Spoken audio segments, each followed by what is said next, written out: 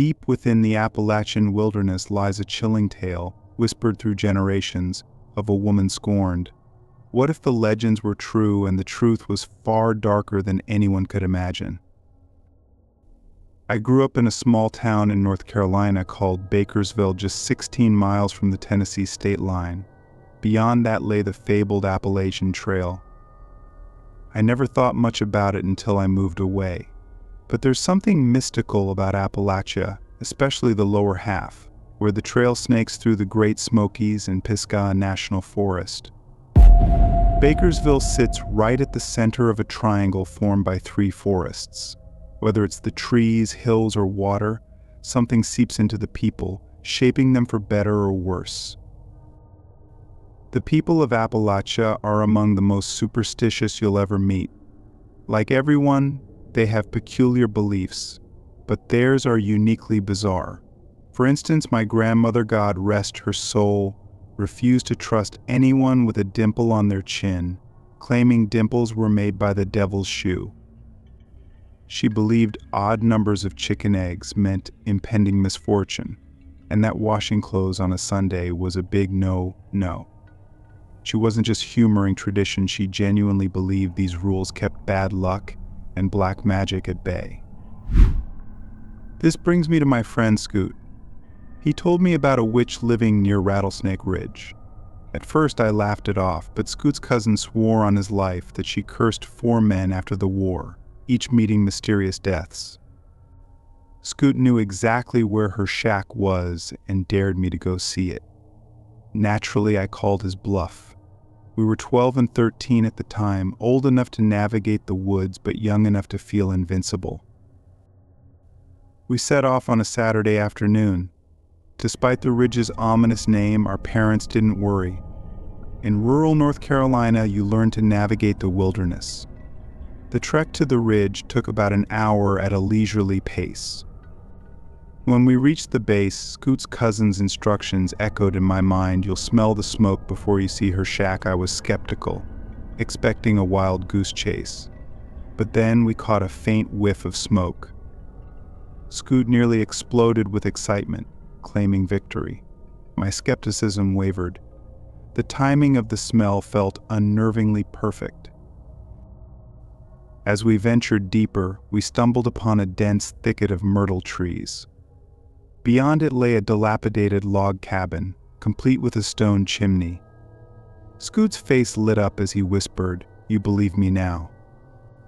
The cabin looked like something straight out of a fairy tale or a nightmare. Dried herbs, wind chimes, and strange charms hung by the door. Then the door creaked open. Out stepped the so-called Witch of Rattlesnake Ridge. She was stooped, with patchy white hair and warts on her nose and chin.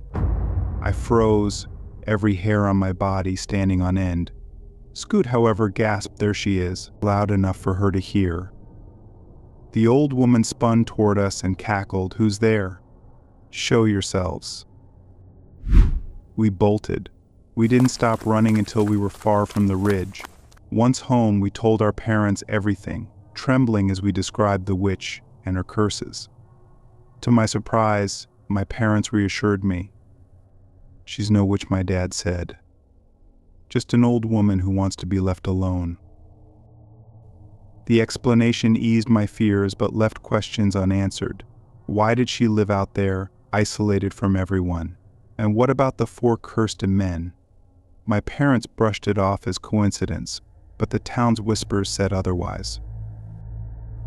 In 2004, years after leaving Bakersville, I returned to visit family. We reminisced about our childhood, eventually landing on the tale of the witch. Our laughter caught the attention of an older man at the bar. He introduced himself as a former Bakersville resident and claimed to know the truth about the witch and the deaths of those 4 men. Intrigued, we listened. He told us the witch's name was Dora Ann Quinlan. In 1941, she married James Cranwell. Their marriage seemed happy until James went off to fight in World War II. Presumed dead, Dora Ann moved on with a local grocer. But in 1946, James returned, alive but changed. One night he discovered Dora Ann with her new lover. What followed was a nightmare. James and his friends brutalized Dora Ann and killed her lover, hiding his body deep in the woods near Rattlesnake Ridge. Months later, tragedy struck. James and his accomplices died under mysterious circumstances: a car crash, poisoning, and a house fire. The town's whispers blamed Dora Ann, branding her a witch. Heartbroken and ostracized, she retreated to the ridge, determined to find her lover's remains. Her solitary life fueled the legend, scaring generations of children, including me and Scoot. As the old man finished his tale, I felt a mix of sorrow and relief. The witch of Rattlesnake Ridge wasn't a witch at all, but a victim of unimaginable cruelty. Her story, shrouded in superstition, became a haunting reminder of the dark secrets buried in the heart of Appalachia.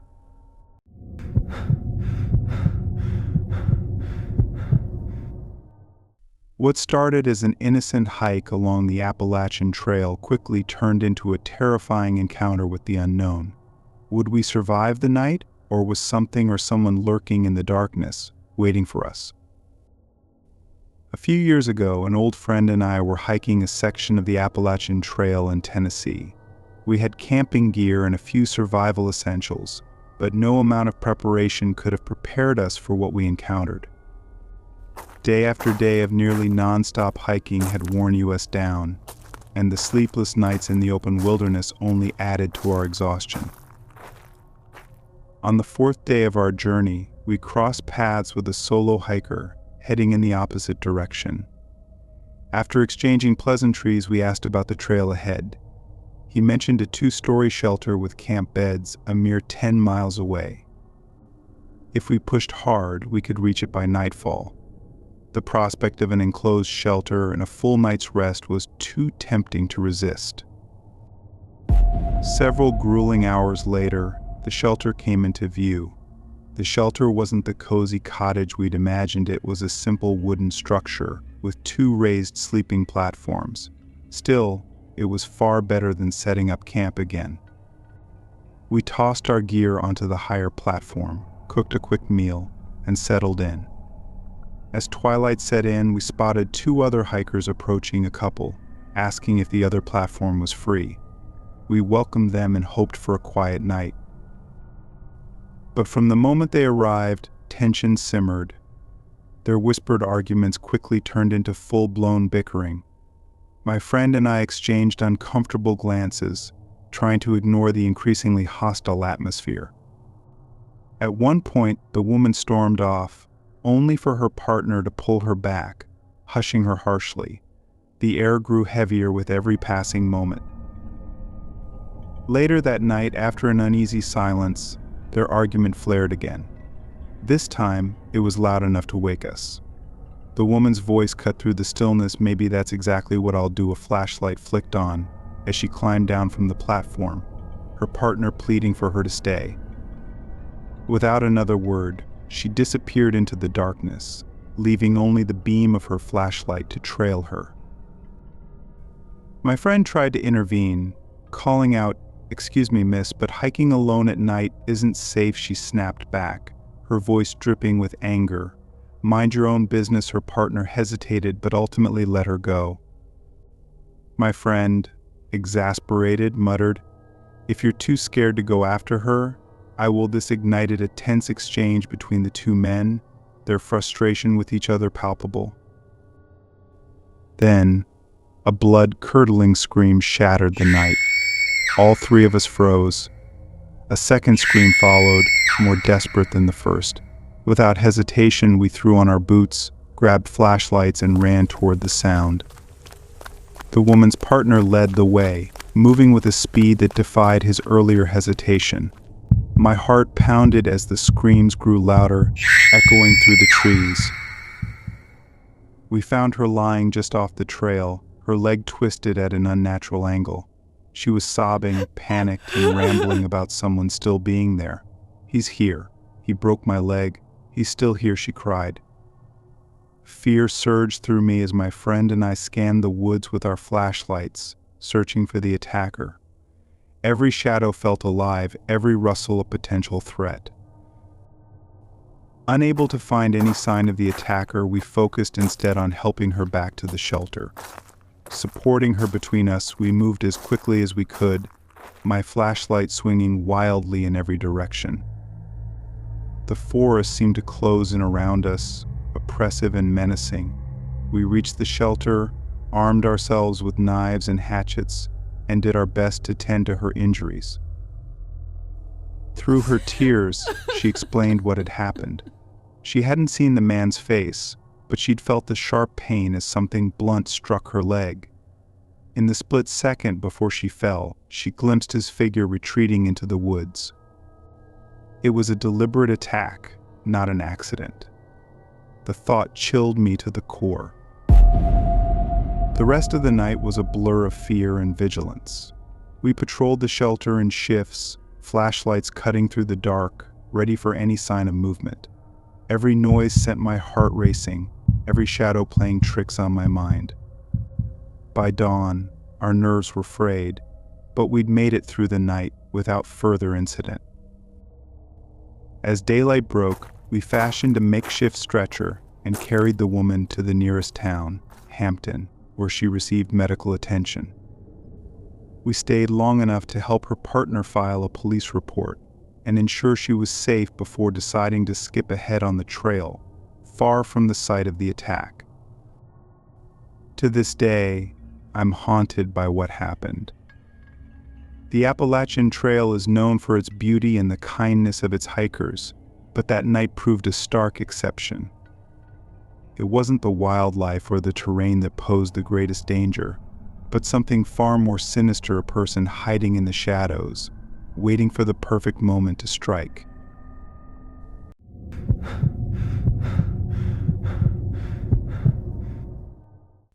What begins as a serene hike along Vermont's Appalachian Trail quickly unravels into a haunting discovery.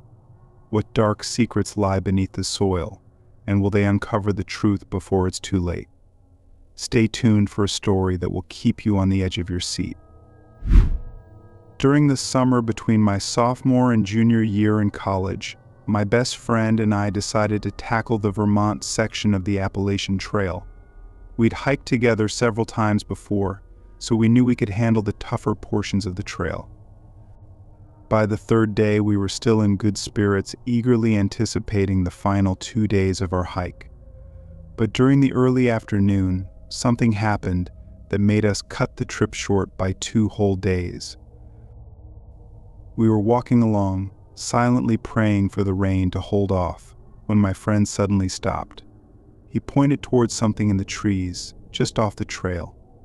It was a bright red piece of cloth, barely visible, hanging from a tree branch about 20 to 30 yards away. "Who does that?" we muttered to each other, assuming someone had carelessly tossed their dirty laundry there. Out of curiosity, we decided to investigate, thinking we could take it down and dispose of it properly later. But as we got closer, we realized the red cloth wasn't random. It was marking something. Beneath it, in the dirt, were what appeared to be 2 shallow graves. Our hearts raced as we stood frozen, staring at the 2 graves.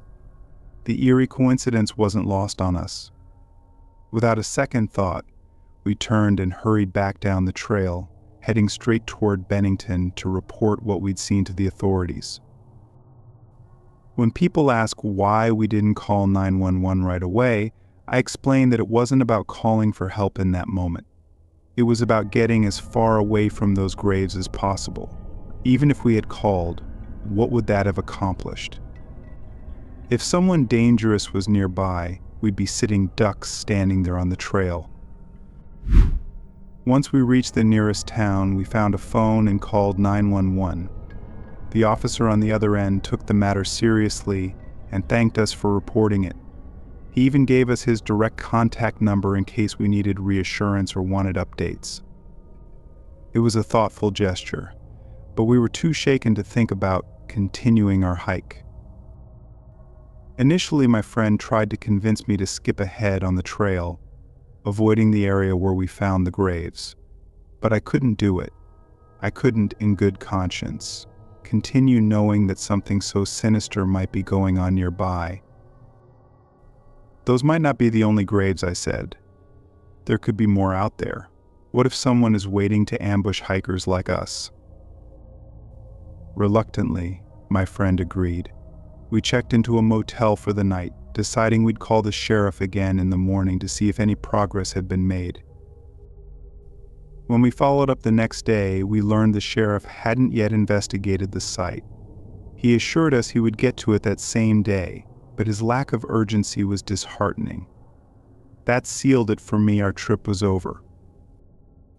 On the drive home, my friend was upset, and I understood why. We had both looked forward to this hike for months, but I explained to her that I wasn't backing out over some silly scare.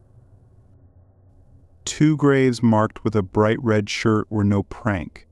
Someone had gone to great lengths to make those graves, and I wasn't about to stick around to find out who or why. To this day, the image of those graves haunts me. I often wonder if the police ever found anything.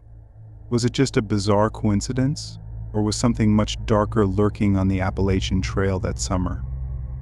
To this day, the sight of a red shirt sends a shiver down my spine.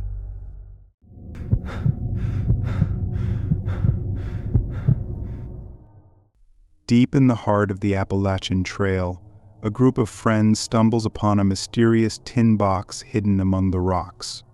What they find inside will send shivers down their spines and leave them questioning everything. Was it a joke, a confession, or a clue to something sinister? Stay tuned for the chilling truth behind the cryptic notes that haunted them long after their hike ended. A few years ago, a group of friends and I were hiking the Appalachian Trail near a small town in Pennsylvania when we came across something that truly scared us. We had taken a break at a small cluster of rocks that served as natural chairs. As we sat there, one of my friends stood up to stretch his legs. While walking around his rock, he noticed something sticking out from its base. Curious, he bent down and pulled out what looked like an old-fashioned tin box, the kind with a hinged lid, often used for candy. We immediately started joking about how he'd discovered someone's secret stash. But when he opened it, all we found inside were 2 dirty pieces of paper. He took the papers out, set the tin on the rock, and unfolded the first one. At first glance, the paper seemed harmless. On one side, there was a crude drawing of some rocks and trees, which appeared to match the area where we were sitting. But then, my friend turned the paper over and read aloud what was written on the back. His face went pale as he said, "This was the last thing Sarah ever saw." We all froze, staring at him in disbelief. "No way," one of us said. "Show us."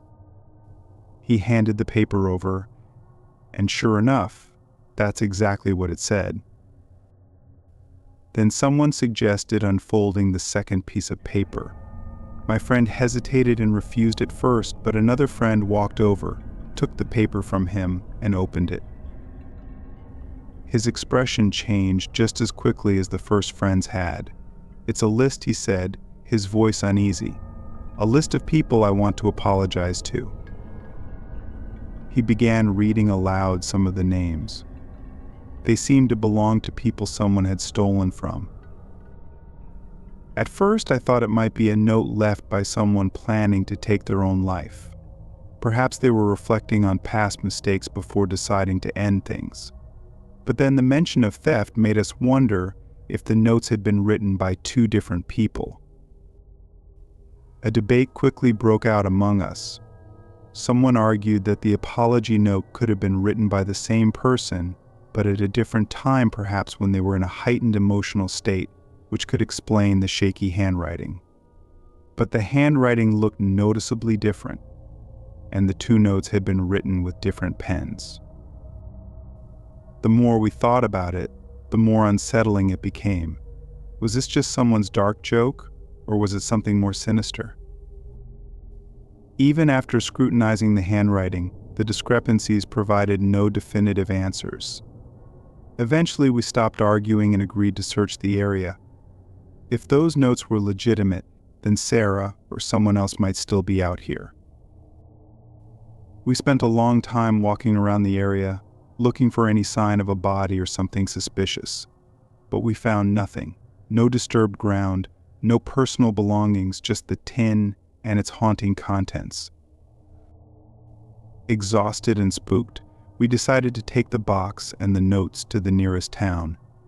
There we handed it over to the local police, explaining exactly how and where we had found it. Even as I told the officers the story, I couldn't shake the feeling that we had stumbled upon something truly dark. If it was a joke, it was a sick one, and if it wasn't, well, I didn't even want to finish that thought. Even now, those cryptic notes haunt my memories, a chilling reminder of that day in the woods. Even now, I sometimes wonder, was Sarah real? And if she was, who wrote those words about her and why?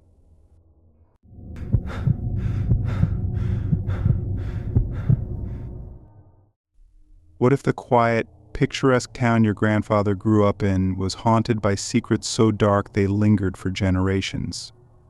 This is the chilling tale of a cursed town, a burned plantation, and a vengeful figure lurking in the Appalachian woods. Stay until the end to uncover the shocking truth behind this haunting mystery. My grandpa grew up in a tiny town called Grapefield, Virginia.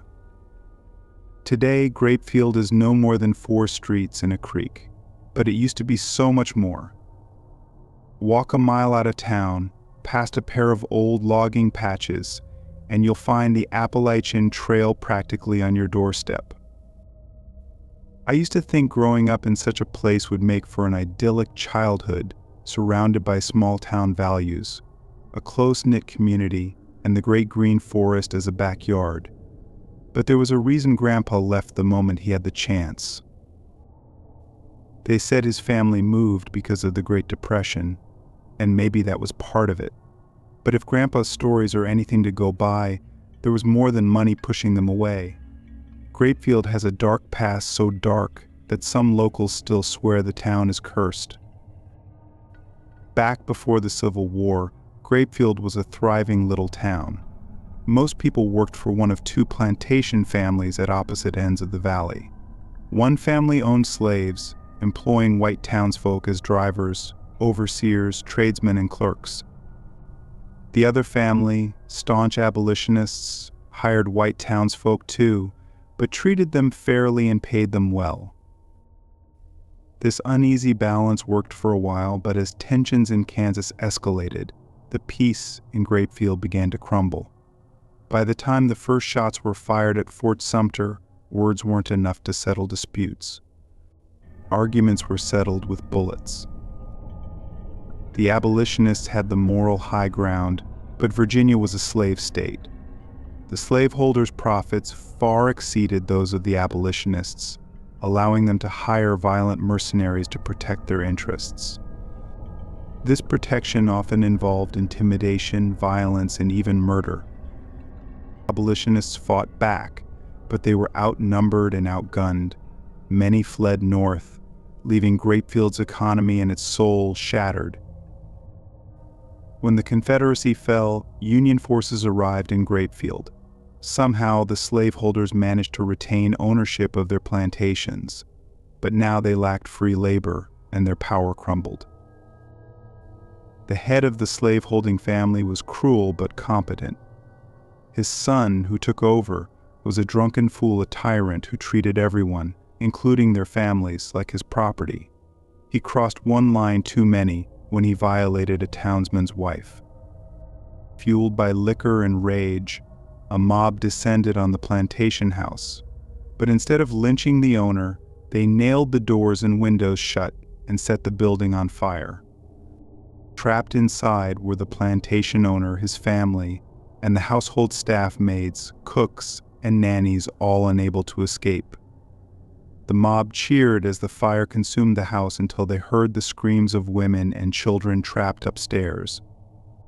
Horrified by their actions, one man tried to pry open a nailed window, but it was too late.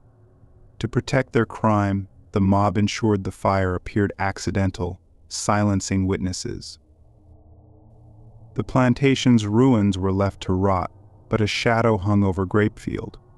Guilt consumed the town, poisoning its people with alcoholism, violence, and despair. Years later, in 1934, a hunter named Hiram Carter stumbled out of the woods and into a local speakeasy, pale and trembling.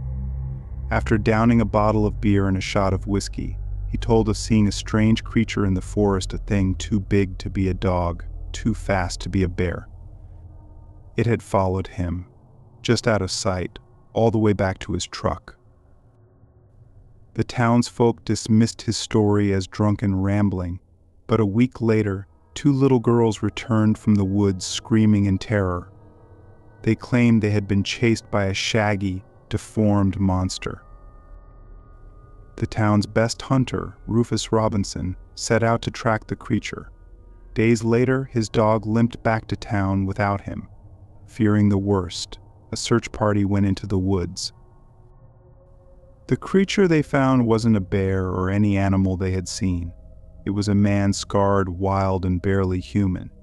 The doctor recognized him as one of the plantation owner's sons who had escaped the fire decades ago. The mob's decision to let the boy go had come back to haunt them. Living like an animal in the wilderness, consumed by madness and vengeance, he had become the embodiment of Grapefield's curse. While some believe his death lifted the haunting, others insist it solidified the curse. My grandpa thought the boy never truly survived that fire, and his death was just finishing what the mob started years ago. That's why they say Grapefield is cursed not by ghosts, but by the sins of its people. Those who came before condemned those who came after to bear the same blood-stained legacy.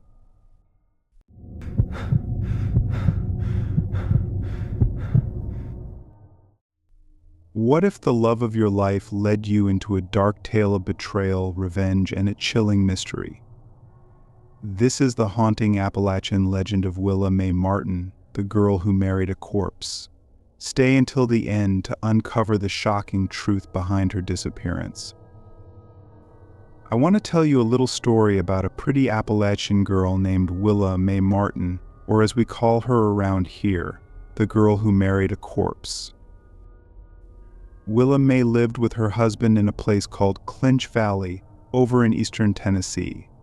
They were a young couple, married at 17, in a shotgun wedding after Willa Mae realized she was pregnant. They moved into a small rural home together, and for a time they were happy. But tragedy struck halfway through her pregnancy. Willa Mae lost the baby, and as unfair as it was, her husband Alden never forgave her. He blamed her, saying she hadn't taken care of herself and accusing her of not loving him anymore. He couldn't handle the grief, so he turned to drinking. And when he drank, he beat Willa Mae something terrible.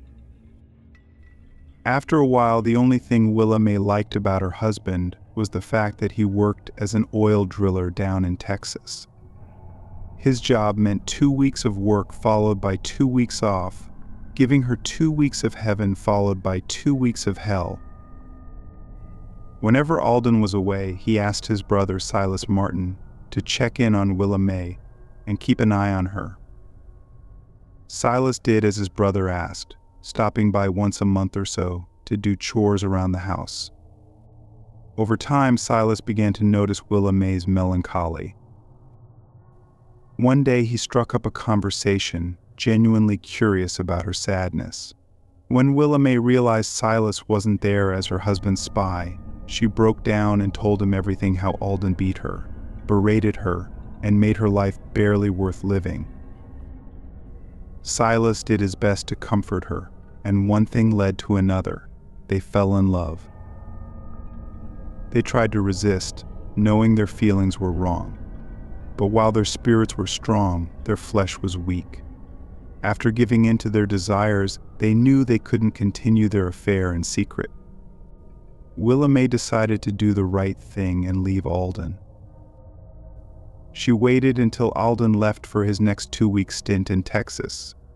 Then, after packing her things and planning her escape with Silas, she sat down to write Alden a letter. Word has it that letter didn't hold back. Willa May gave him both barrels, calling him every name under the sun. She told him what a piece of trash he was, how she'd never really loved him, and that she'd see him in hell. After writing the letter, Willa May grabbed her bags and rode a wagon to Bean Station, 12 miles away, where Silas was waiting for her. But there was one problem. Silas couldn't collect the last of his wages until the next day, and they needed that money to make it to California. So Silas put Willa May up in a cheap hotel, promising to meet her at the train station the next morning with all the cash they needed to start their new life together. The next morning, Willa May got dressed and headed to the station, eager to see Silas. When she arrived, she saw someone wearing Silas's favorite felt hat and jacket. But as the figure turned to face her, she realized it wasn't Silas at all. It was Alden. Alden had arrived in Texas to find out his services were no longer required for 2 weeks. So with time on his hands, he returned home only to find the letter Willa May had written. She had mistakenly assumed he wouldn't return for 11 days, so she had included every detail of her plans, thinking she'd be long gone by the time he read it. Alden had caught an overnight train to Bean Station, arriving just hours after Willa May. He went to Silas's home, confronted his brother, and murdered him. Then, wearing Silas's clothes, Alden waited for Willa May at the train station. When she saw him, Alden lifted Silas's felt jacket to reveal the gun tucked in his belt. He told Willa May he'd spare her life if she rode with him to Silas's house to apologize. Terrified, Willa May had no choice but to comply. Alden handed her bags to a wagon courier to send back home. Then he pulled her onto his horse and rode to Silas's house. When they arrived, Willa May tried to jump off the horse, screaming and crying. But Alden was stronger. He dragged her into the yard and forced her to look at Silas's body hanging from the beams of the porch. "Go," Alden told her. "And remember you did this, not me." Then Alden rode back to Bean Station and turned himself in to the sheriff. He told deputies where they could find his brother's body, but when they arrived, it was gone. Willa May was never seen again. Silas Martin's body remained missing until the night after Alden's hanging. Someone abandoned a cart in front of the sheriff's office. When the deputies pulled back the sheet, they found Silas's body embalmed and pristine. And on one of his dead fingers was a wedding band.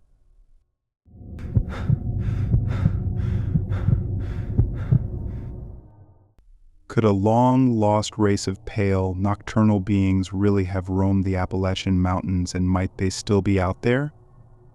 This eerie tale of the Moon-Eyed People blends legend, history, and unsettling truths that will leave you questioning what lies in the shadows.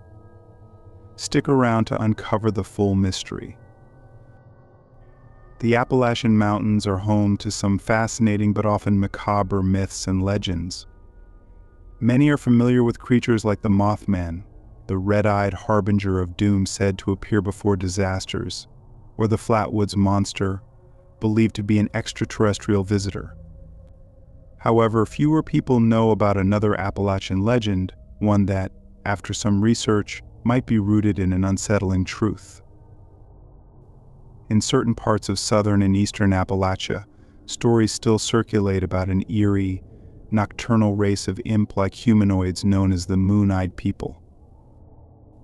These beings are said to stand about 4 feet tall with pale, ghostly skin and large, bulbous eyes. They are reportedly harmless, avoiding humans and venturing out only at night due to their fear of sunlight. But walk the trails under a bright moon, and you might just spot a moon-eyed person, bathed in silvery light.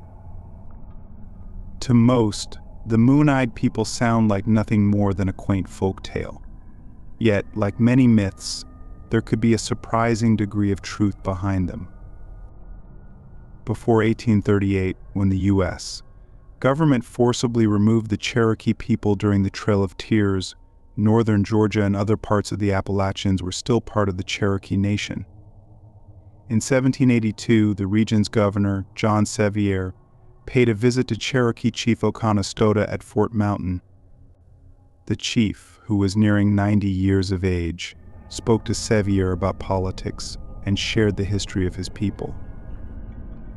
During their conversation, Oconostota revealed something astonishing. When the Cherokee arrived in Appalachia, they discovered another group already living there. These people were so sophisticated that they had fortified the mountains, building massive stone structures. Sevier asked what happened to these mysterious inhabitants. Chief Oconostota explained that the Cherokee ancestors had fought a brutal war to drive them out. When Sevier pressed for more details about the displaced tribe, Oconostota told him something shocking. According to Cherokee tradition, the original inhabitants of Fort Mountain were white men from across the Great Sea. These so-called moon-eyed people earned their name because they had enormous disc-like eyes, far larger than any humans. Their eyes gave them extraordinary night vision, making them deadly nocturnal hunters. The Cherokee avoided venturing away from their camps at night, fearing these pale beings lurking in the darkness. Governor Sevier was stunned. He assumed this strange race was merely a legend. Yet Chief Oconostota assured him the story was true, recounting the tales passed down by his ancestors. Sevier promised to return the following spring with a historian to officially record the chief's account. But when spring came, Sevier discovered that Oconostota had passed away. Despite the chief's death, rumors of the moon-eyed people persisted. Almost every band of Appalachian Cherokee was familiar with their legend. The story eventually attracted the attention of Benjamin Smith Barton, a renowned physician and scholar. Barton, born in Pennsylvania in 1766, was one of the most prominent physicians in the early United States. He studied medicine and natural history at institutions in the U.S., Scotland, and Germany, and even published America's first botany textbook.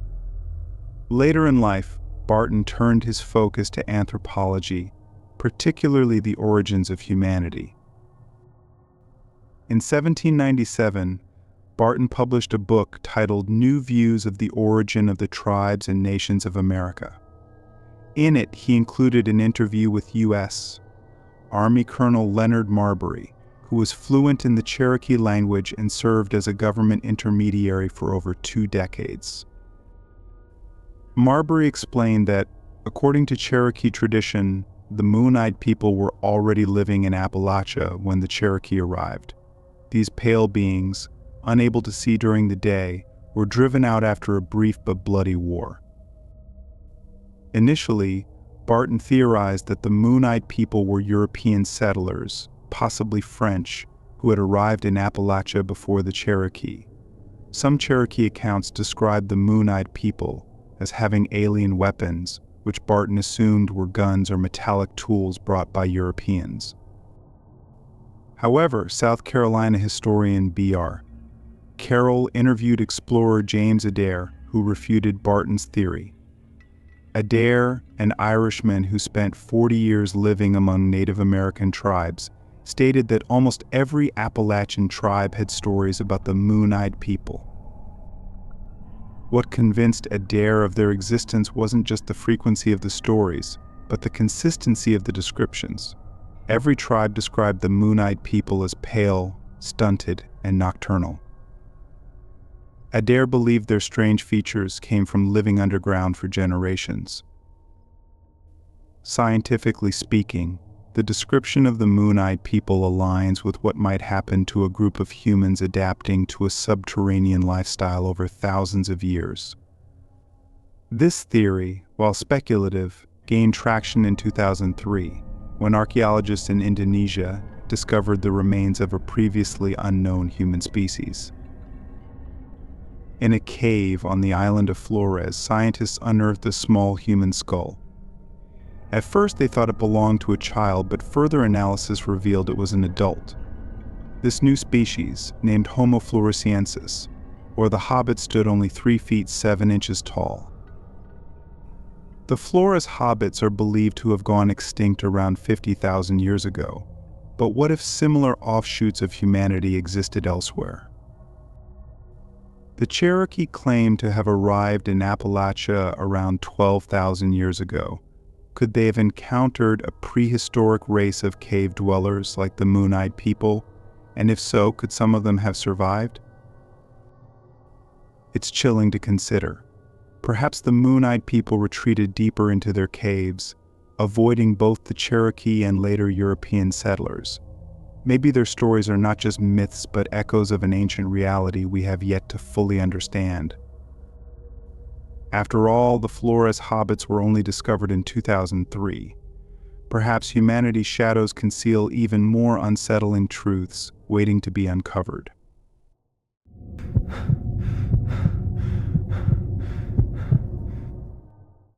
What starts as a harmless quest for moonshine deep in Appalachian country turns into a harrowing encounter with danger, betrayal, and the unexpected. Stick around to hear how a night that began with simple curiosity could have ended in disaster. About 10 years ago, an old college buddy and I had the bright idea to hike the eastern Tennessee section of the Appalachian Trail.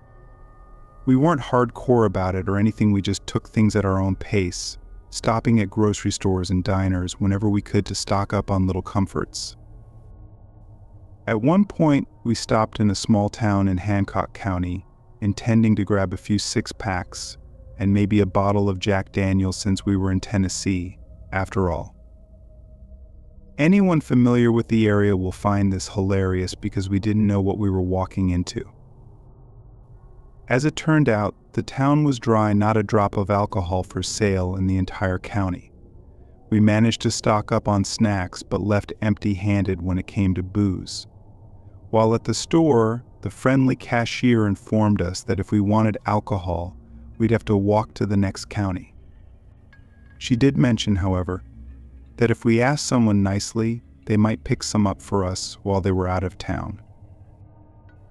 Encouraged, we started asking around, approaching anyone who looked approachable. While everyone was polite, no one could help us. We were about to give up and head back when we saw a guy walking out of the general store toward his truck. He looked to be about our age, mid-20s to early 30s, and he certainly looked like someone who'd enjoy a drink or two. My buddy and I decided to approach him and ask if he could help us out.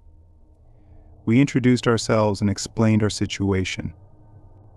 The guy seemed friendly enough, but wasn't too keen on giving us a ride until we mentioned buying him a few beers as a thank you.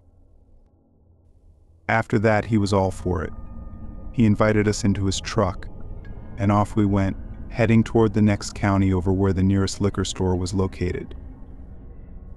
We made small talk during the ride, chatting about our hike and the area. Eventually, the topic turned to how long the trip would take.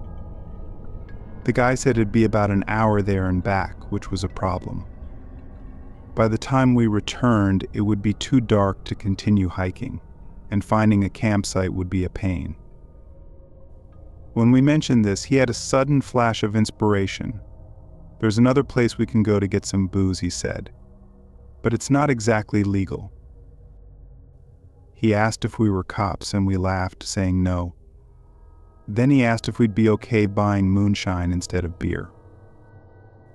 At this point, we were thrilled. The idea of getting genuine homemade moonshine sounded incredible.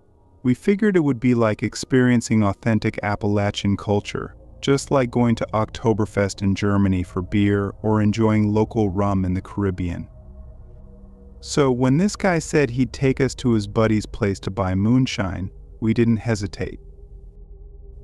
We thought we were heading to someone's house to make a quick deal. The plan seemed simple enough: give him cash, let him go inside to get the shine, and be on our way. But when we arrived at the destination, it was clear this wasn't someone's house. The building looked more like a community center than a home. It was way bigger than most houses in the area, but the biggest giveaway was the row of motorcycles parked out front. My little brother had been a huge Sons of Anarchy fan back then, so I recognized the setup immediately. We were at a motorcycle clubhouse. It was kind of surreal seeing a real clubhouse in person, but it was also like being at the zoo. You can look, but you don't want to get too close.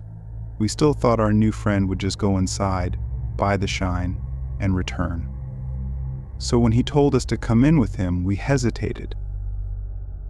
"Are you sure about that?" we asked, nervous. He assured us it would be fine as long as we were respectful. So we followed him inside.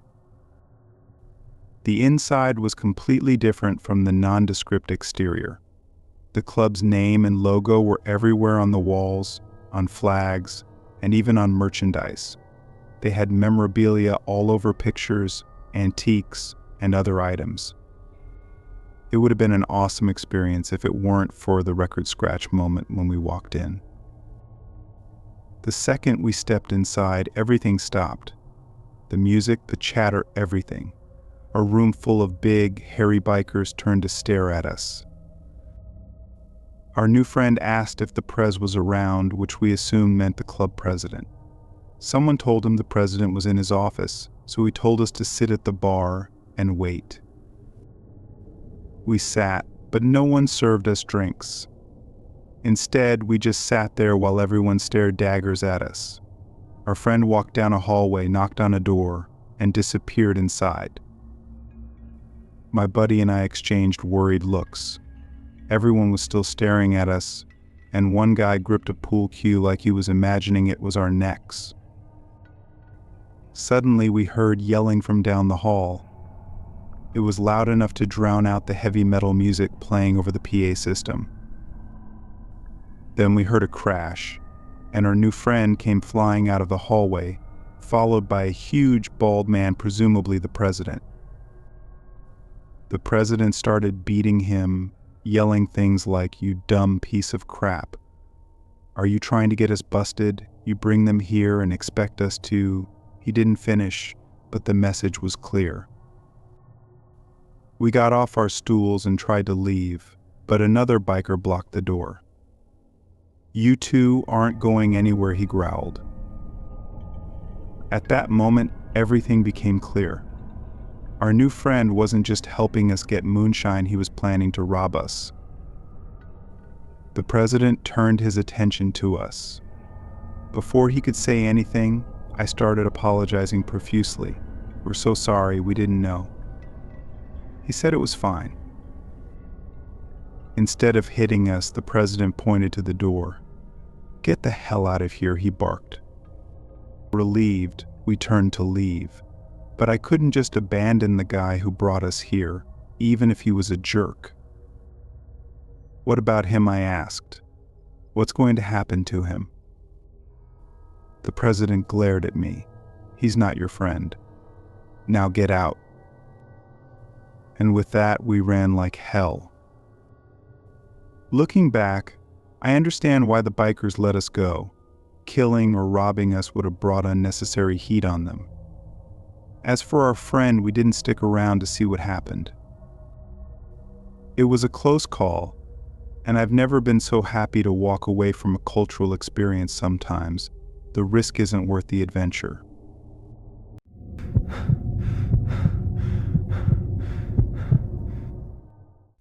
A late-night trip to the bathroom on a remote Appalachian Trail campsite turns into a chilling encounter with something or someone beyond explanation. Stay until the end to uncover the eerie truth of this midnight mystery. A few years back, I was hiking the Appalachian Trail with a few friends, and we stopped at a campsite that had comfort stations and all the usual amenities.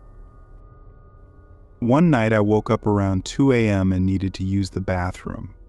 Our site was one of the corner spots, and there was a short trail at the back of the site that cut through the woods to the washrooms.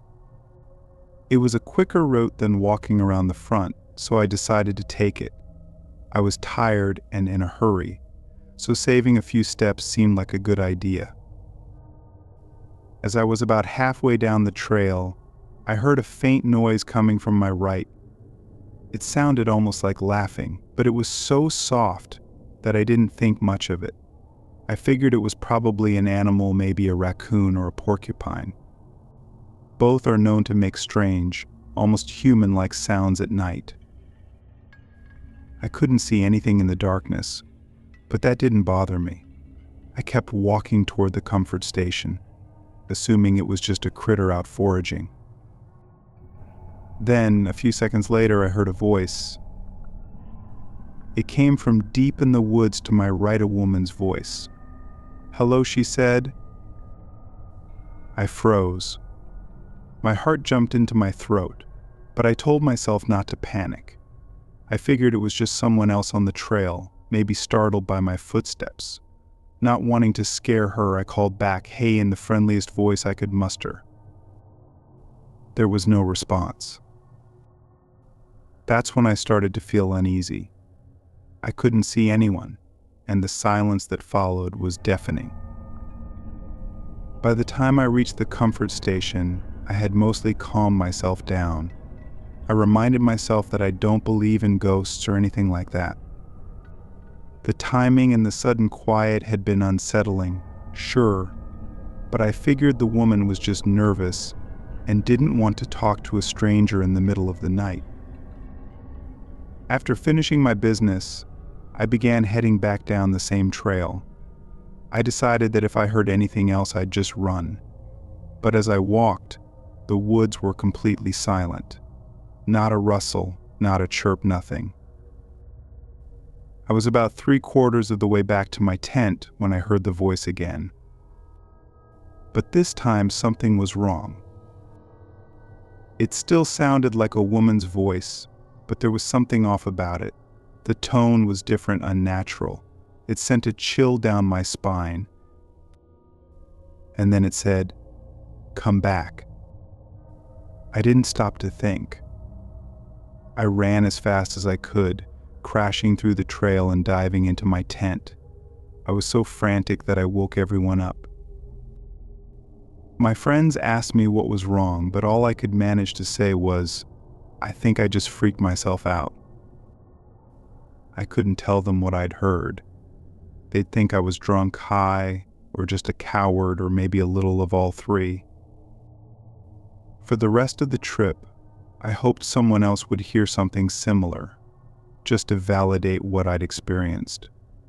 But the next day, we moved to a different campground, and I never heard anything like it again. To this day, I can't explain what I heard that night. I don't believe in ghosts, but that voice, especially the way it changed, still haunts me. I don't know what I heard that night, but I'm grateful it never left the woods.